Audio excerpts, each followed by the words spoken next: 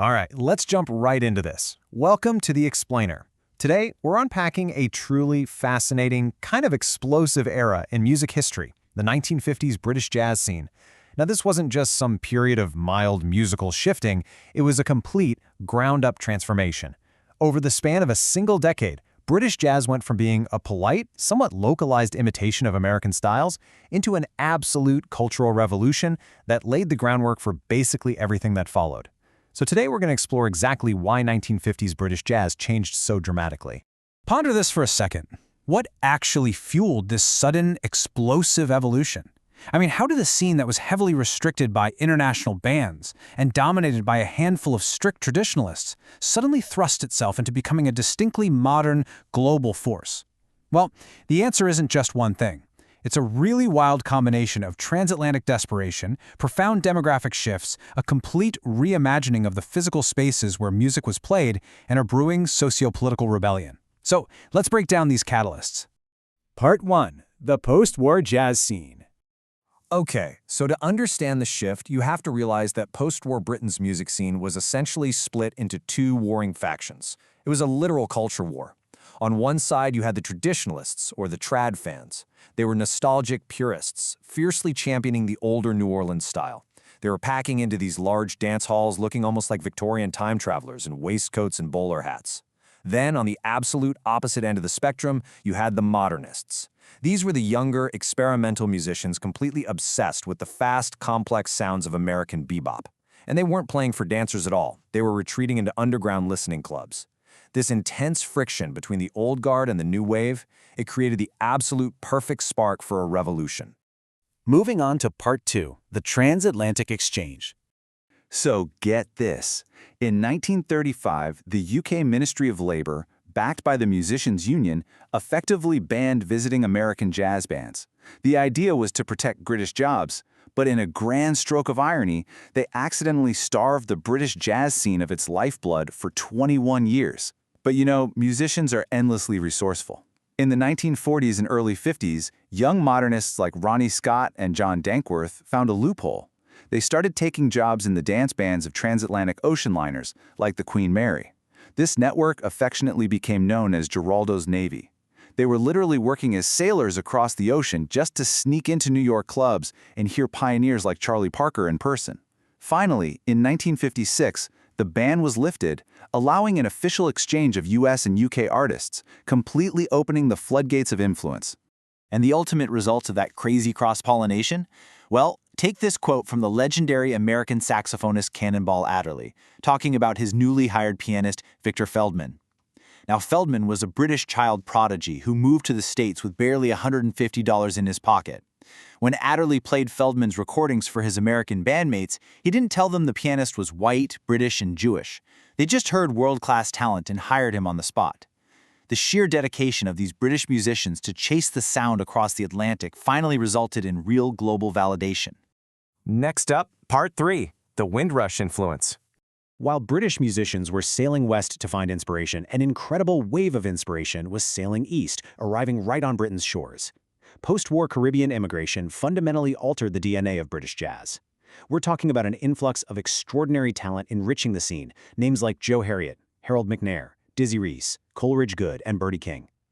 This influx of incredible Caribbean musicians brought a completely new rhythmic energy to what was previously a predominantly white London scene.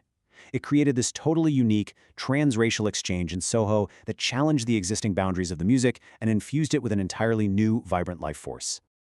To really wrap our heads around this, we have to look at alto saxophonist Joe Harriott. What's so amazing about Harriott is that he didn't just imitate American bebop greats like Charlie Parker, he totally mastered their style, sure, but then he actively fused it with the Jamaican mento and calypso music he grew up with. This wasn't just a carbon copy of American jazz anymore, this was a distinctly new, hybrid British sound, born directly from the Black Atlantic experience and the transcultural reality of 1950s London. A true game changer. Which brings us to Part 4, venues sparking the shift. Music doesn't just exist in a vacuum, right? It exists in physical spaces.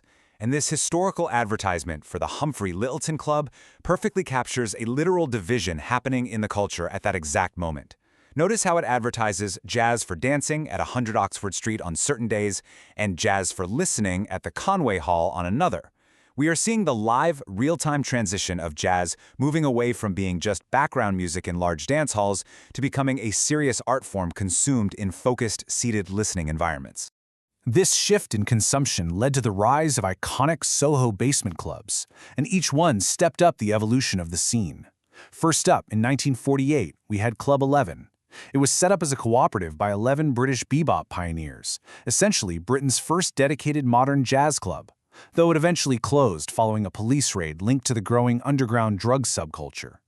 Then came the Flamingo in 1952. This was an incredibly important venue that utilized fully amplified stage sound and Caribbean ska sound systems. The Flamingo was an absolute melting pot. Gangsters, American servicemen, and West Indian immigrants were all mixing together, which actually played a vital role in breaking down racial prejudices in post-war Britain. And finally, in 1959, Ronnie Scott's opened, providing a permanent world-class home for those newly permitted exchanges between British players and American giants. Finally, Part 5, A Cultural Rebellion. Beyond the actual notes being played, jazz in 1950s Britain was becoming a powerful vehicle for something much larger: socio-political transformation and a search for working-class identity. Artist Jeff Nuttall summarizes this perfectly in this quote: "For the youth of Britain, this music was thrilling exactly because it felt so un-British. In a country that was still deeply entrenched in a rigid, past-oriented class system, jazz represented an uninhibited, democratic energy. Many British musicians and fans utilized this imported culture as a subversive weapon, a way to culturally rebel and dismantle the domestic snobbery they felt trapped by." And you can see this connection directly on the ground. Take a look at the new T.O. Brass Band featuring trumpeter Ken Collier marching at a socialist rally in London on May Day in 1962. This visually anchors how deeply embedded this music became within working-class movements and political protests of the era. Whether it was the trad jazz fans marching at Aldermaston or the modernists breaking social taboos in Soho basements, the music was inherently tied to a broader, much larger cultural awakening.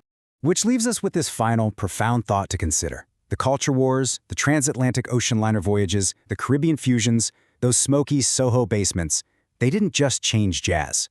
The traditional jazz bands of this era directly spawned the DIY, folk-based skiffle phenomenon. And it was exactly those skiffle and blues influences that inspired a completely new generation of local kids. Kids who would eventually form groups like the Quarrymen, who, became the Beatles, as well as the Rolling Stones and Eric Clapton.